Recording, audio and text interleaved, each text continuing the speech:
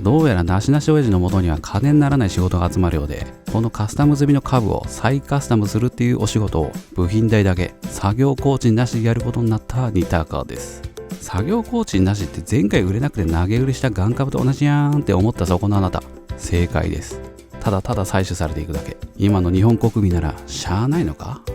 そしてこの株、カスタム済みなのはいいんだけど塗装済みなんで割と大変な作業になるんじゃないかなって思うんだけど、やってやろうじゃないか、かっこよくなるように再カスタムしたろうじゃないかっていう感じの気合でやったります。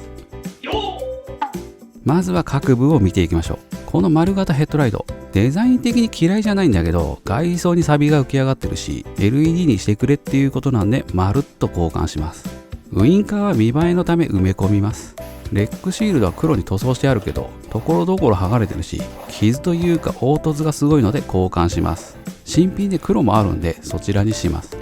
ホイールは問題なさそうだけど艶消しじゃなくて艶ありの黒にしてほしいっていうことなんで塗装を剥ぎます。タイヤ交換もするんで剥ぐって決めておくと楽なんで剥ぎます。あとちょいちょい錆びてるパーツも磨いてコーティングします。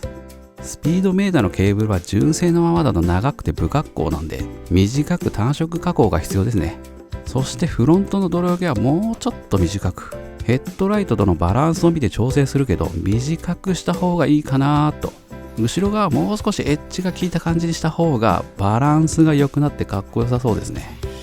ステムプレートがさっぴさびなんで磨いてウインカーとニュートラルの小さい LED を仕込みます。メーターが下の方にあって若干見にくいっていうことなんでここに仕込めばプッシュキャンセルのないカブのウインカースイッチでも戻し忘れはなくなるでしょう。ハンドルは何にしようかなって考えてたけどカブのスイッチ類を使いたいらしいんで自作するしかないですね。カブはハンドルの径が普通とは違ってだいたい22パイなんだけどカブは19パイだからスイッチ類も19パイのハンドルにはまるようになってます。そして19パイのハンドルなんて売ってないんで自作するしかないです。中華製のスイッチ類は当たり外れがあるんで純正の方がいいかなとは思うけど、ただ配線をハンドルの中に通すんだけどできるかやや疑問。やってみるけどメーターはステを買わずに社外品にすることにしました。純正メーターがはまるステ結構いい値段するし賞味社外メーターの方が安いってね。あとプランプランしてる給油ランプとチェックランプを固定する方法がないんで社外メーターに仕込みます。純正のは大きいし綺麗に固定するのはちっと難しいんで荷台というかキャリアは交換ですね。ところどころ塗装が剥がれてるしどうしても焼き付き塗装じゃないから重いもので擦れたりすると塗装が剥がれちゃいますね。錆びてるところは磨いて綺麗にするとして椅子というかシートは交換します。以前動画にした自作シートでもいいんだけどボディカラーと合わせるためにこのシートがいいかなっていうのを言われたんでそっちに交換します。サイドカバーも塗装が剥がれてるのと鍵穴の位置を変更するので交換します。ただなんで塗装が割れてるのか気になったんだけどここのボルト書類を出すために緩めたんだけどキュンキュンに締めすぎ、これが原因ですね。もう親の敵かっていうぐらいに締まっててだからプラスチックが歪んで塗装が割れたって感じです。現に反対側は割れてないんで。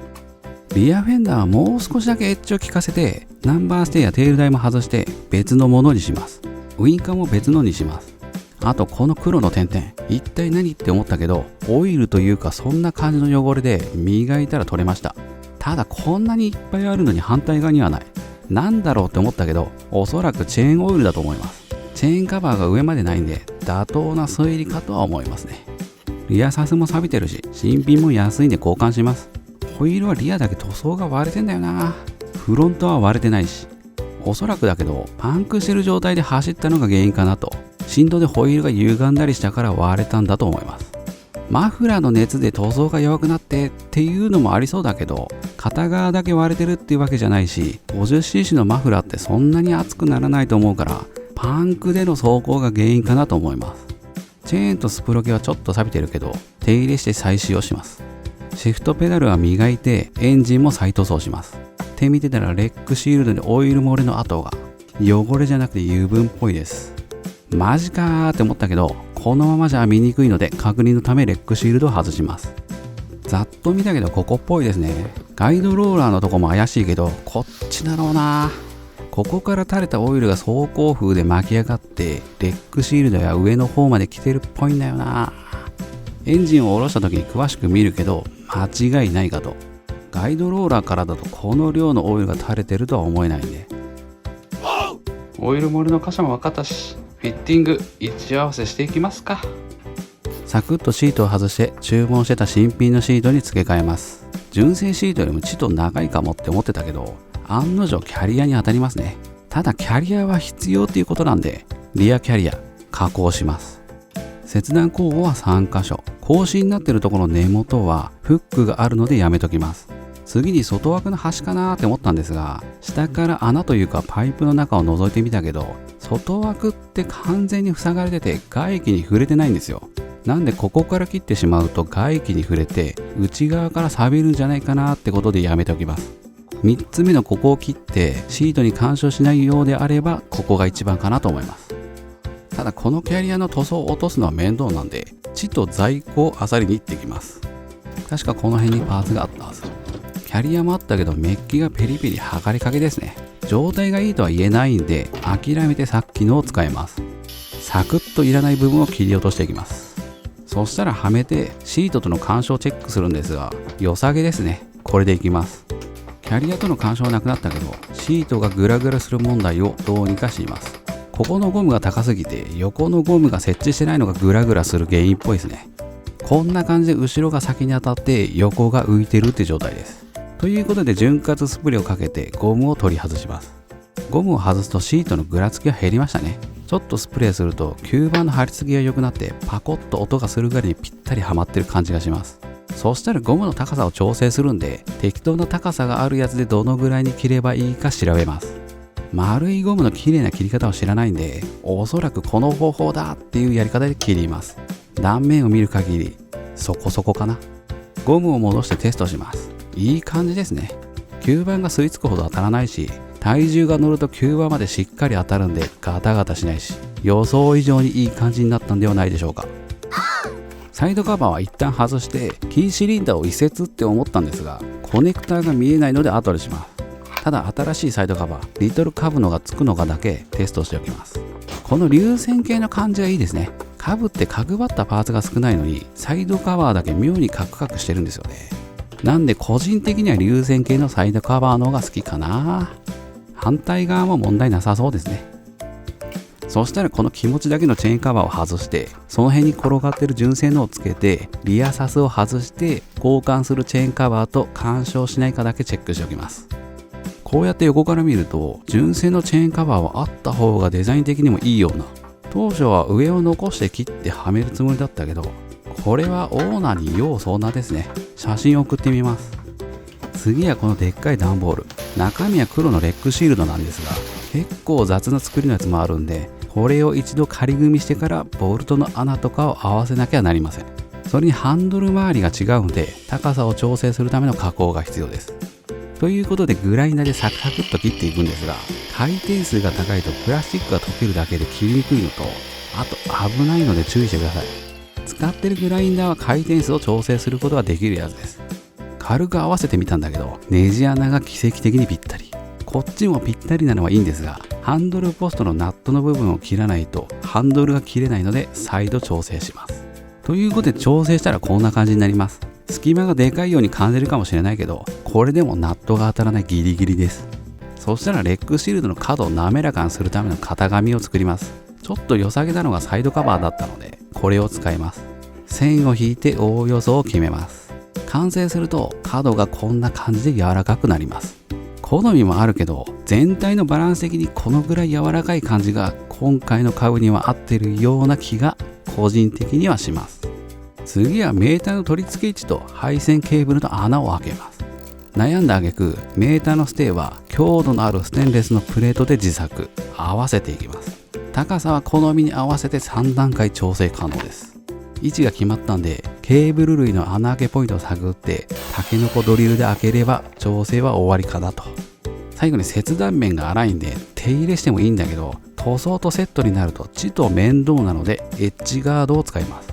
水がたまらないように少し隙間を空けてグイグイと端からはめて、ちょい広がるんで角も上手にはめていきます。全部つけるといい感じになったと思いませんか？これ最初に考えた人、いいセンスしてる。次はライト周りのフィッティングしつつ、フェンダー周りを調整していきます。今ついてるのは使わずに、かつ倹約するために納屋に置いてあるドナー株から頂戴します。というよりこのでかすぎるテールとウィンカーはショートフェンダーには合わないというか好みじゃないんで、このまま不良在庫になるよりはデザインが合いそうな株に使いたい。こっちのヘッドライトも急に黒くてごっついのがポツンとついてる感じがなんとも。白のレッグシールドに合わないというか、レッグシールドがなければなぁとは思うけど、まあ高級そうだし黒のレッグシールドなら合うと思うんで、この3つをドナー株から頂戴します。取り外したこやつら、まずは使えるかチェックします。全部 LED。電気がつけばどうにもできるけど、一度でも逆に電気を流してしまうと壊れてつかなくなったり微妙に暗くなったりするんで注意が必要です。ウインカーもヘッドライトも大丈夫そうですね。テールはまさかのつかない。アースは間違ってないはず。まさか。とりあえずバラして中を見ます。パカッと開けると見事な LED 電球。電球だけ交換したって感じかな。テスターで通電チェック。中華あるあるのアース不良っぽいですね。ついでなんで電球が使えるかチェックしておきます。サクッとバラしてアースをチェックするんだけど、いまいちな接続。というより錆びてる。中も錆びてるんで軽く磨いて、スプリングも軽く磨いて、ハンダ付け。これなら大丈夫でしょう。導通チェックなどもろもろしてからの点灯テスト。ポジションとブレーキ、配線がどっちなのか調べておかないといけないんで。仮組みします。サクッと外してサクッと取り付けて、フェンダーとのバランスを見ます。そして切り取り線を決めるんだけど、個人的にフロントはショートフェンダーが好みなんで短めに。ワンチャンタイヤが巻き上げた水が走行風に乗って顔面にぶっかかるようになるかもしれないけど、昔からファッションは我慢って言われてるし、ライダーは雨の日乗らない、飛ばさないが鉄則なんで大丈夫なはずです。グラインダーで丁寧に切ったら合わせます。ちょっと今は短くて不格好に見えるかもしれないけど、レッグシールドがあるとまた違う感じになるのと、前から見た時のバランスを考えるとやっぱフェンダーはあった方がいいですね。そうかなと気になるようであれば、ぜひ完成後の姿を見てやってください。リアフェンダーも加工します。荷台がある方が便利らしいのでさっと取り付け、テールのサイズ感は荷台があるからこそいい感じですね。とはいえきちんと位置合わせするためにこの辺を切り落とします。軽く仕上げたけど凹凸があるんでおいおいパテで修正します。隠れるとはいえさすがにね。加えてフェンダーを株らしい感じのエッジに仕上げるための線を引いたんで、これで仕上げます。テールを合わせてみたけどいい感じかなと。ナンバープレートをつけても車体の色が分かるような位置がベストかなって思うんだけど、あえて苦言を言うならもう少しリアフェンダーが残っていればなぁと。切り落としたカブのリアフェンダーが何個かあるんで、それを使って溶接してもいいんだけど、ちょっとエッジの部分がダック調っていうのかな、あれがイメージと違う気もするんだよな。なのでこのままいきます。テールと塗装が当たる面にゴムを取り付けておきます。いつ別なのに交換するのかわからないのと、塗装が傷ついたり傷が入るのは嫌なんで、あとボルトが見えるのも不格好なんで、傷が入らないようにクッションを仕込んでおけば問題ないでしょう。といった感じで最初のフィッティングが終わりです。あとは組み付ける時にっていうのがなければ今回のフィッティングは上出来なんですが、たまに塗装したのに調整が必要だったりするんです。その時は傷が入らないように慎重にするんだけど、時間がかかってしゃあないので、やっぱり最初の調整でビシャリ決めたいですね。下火になってるとはいえ、カブのカスタムやってる人もこれからやろうっていう人もいるだろうし、参考になればいいかなって思います。良ければグッド、全然参考になってなければバッド。なんか疑問があればコメントください。さて次はあれこれ外してからの磨き、そして塗装に組み立てまでいけば上出来かなと思います。興味があればまた次の動画で。ではでは、ニタカでした。